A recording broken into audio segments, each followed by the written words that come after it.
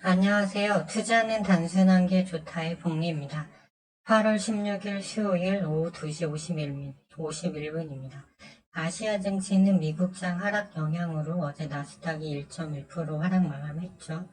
그래서 전체적으로 모두 급락 중인데 한국 증시 하락폭이 유독 큰 편입니다. 현재 코스피는 1.82%, 코스닥은 2.47% 급락 중에 있습니다.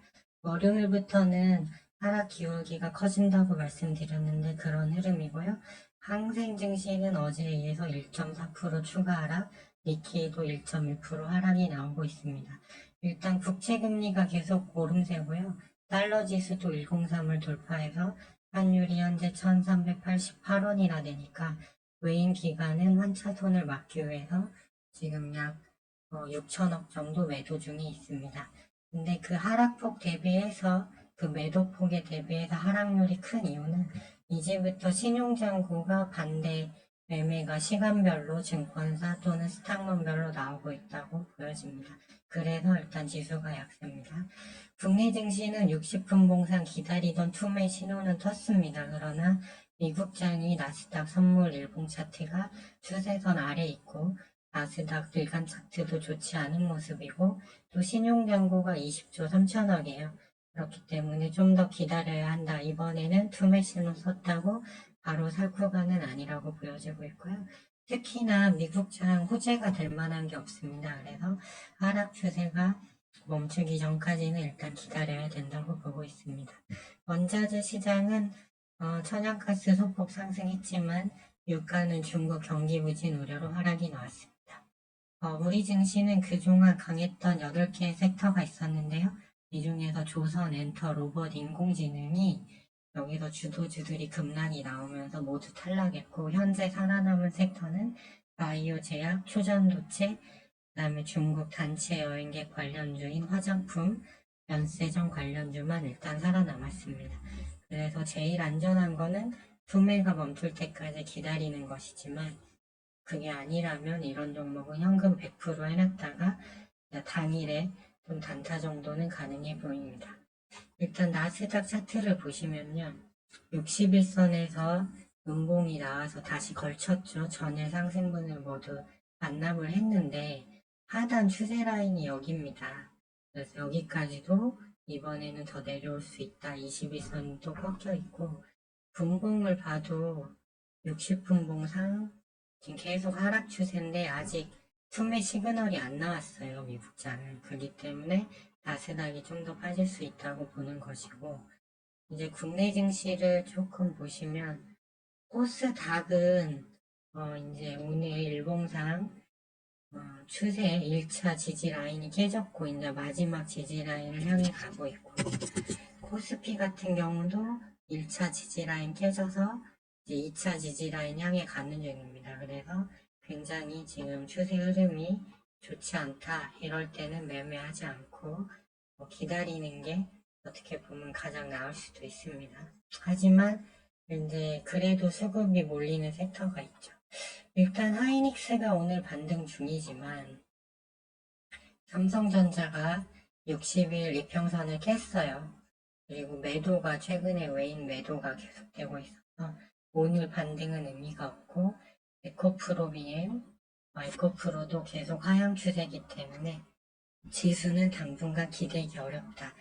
그 다음에 이게 중국 관련주들이 좀 더 내려와 줬으면 좋겠는데 자꾸 한국화장품이랑 롯데강장개발, 면세점 관련주들이 안 내려오고 있어요. 하지만 21선과 61선 이격이 계속 커지고 있기 때문에 눌려주는 구간이 왔을 때 접근하는 게 좋아 보입니다. 그래서 저는 코리아나랑 코스맥스를 좀 더 저점을 기다리고 있습니다.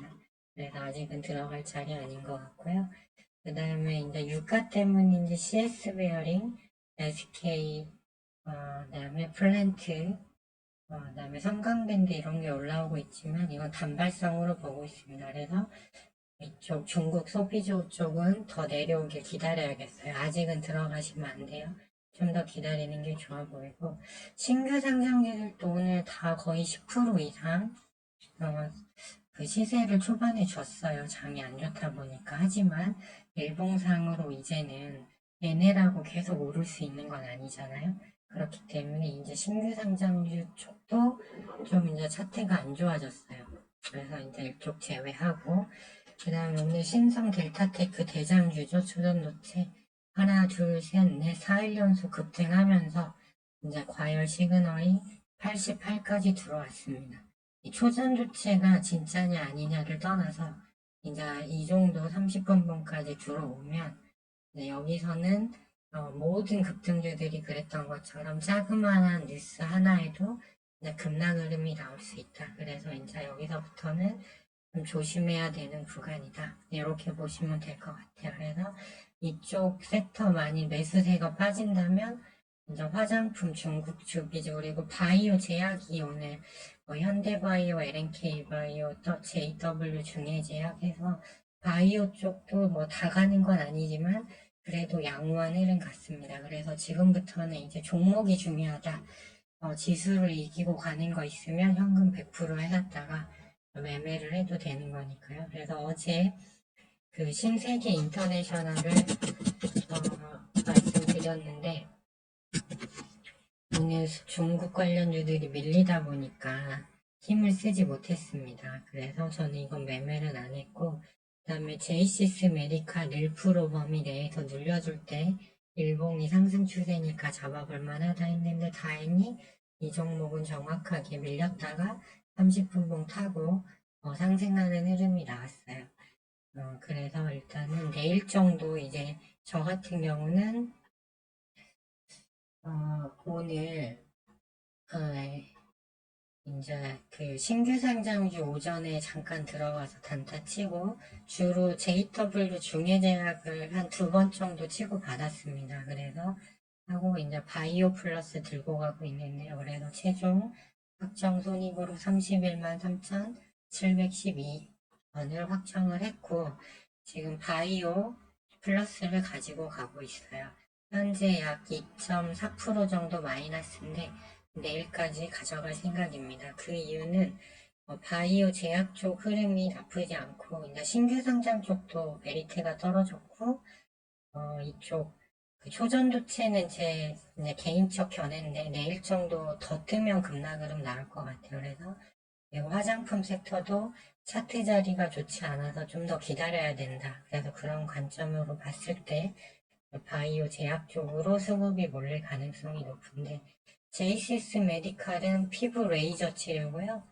바이오 플러스는 비만 치료제 그리고 주 사업은 필러입니다. 이렇게 피부 처진 거 펴지는 그런 쪽이고 클래시스도 미용 쪽인데 이것도 크게 보면 중국 그쪽 관련주라고 볼 수 있죠. 그래서 차트 흐름이 30분봉이 다 나쁘지 않아요. 근데 그 중에 바이오 플러스는 여기서부터 1단, 2단, 3단으로 올라가는데 신용은 좀 높긴 하지만 거래량이 계속 증가 추세 그리고 오늘 프로그램이 15만 주 정도 들어왔는데 어제 오늘 그렇게 월요일하고 오늘 수요일 밀리는데도 거래량 늘리면서 위로 가는 흐름입니다. 그래서 이런 종목은 밀릴 수도 있지만 여기서 크게 양봉이 피날레 양봉이 한번 나오고도 끝낼 수 있거든요. 그래서 내일까지도 제이시스, 메디컬 물론 이 종목들 다 프로그램 매수 안 들어오면 안 됩니다. 그래서 클래시스, 바이오 플러스, 그다음에 제이시스 메디칼 정도는 관심 있게 보고 좀 매매가 가능하지 않을까 이렇게 봅니다. 그리고 최선호주는 역시 중국 관련주입니다. 더 빠져줘야 됩니다. 더 빠져주면 분명히 매수 자리 나온다. 일단은 이렇게 보고 있습니다. 네, 미국장은 호재가 없어서 더 내려갈 것 같아요. 하던 추세로. 흐름 좋지 않으니까 현금 100% 가져가시면서 그래도 수급이 아직 3개 큰 얘는 이제 빨락할 것 같으니까 한 2개 섹터 이렇게 오르는 종목들이 있거든요. 그러니까 지금부터는 섹터도 중요하지만 무조건 종목이다 해서 단타로만 임해야 되고 과열 신호가 투매 신호가 오늘 떴지만 신용장고 고려시 아직은 저점이 아니다. 이렇게 이해하시면 될 것 같습니다. 네, 좋아요와 구독 신청은 영상 제작이 큰 힘이 됩니다. 오늘도 신성에 시청해 주셔서 감사합니다.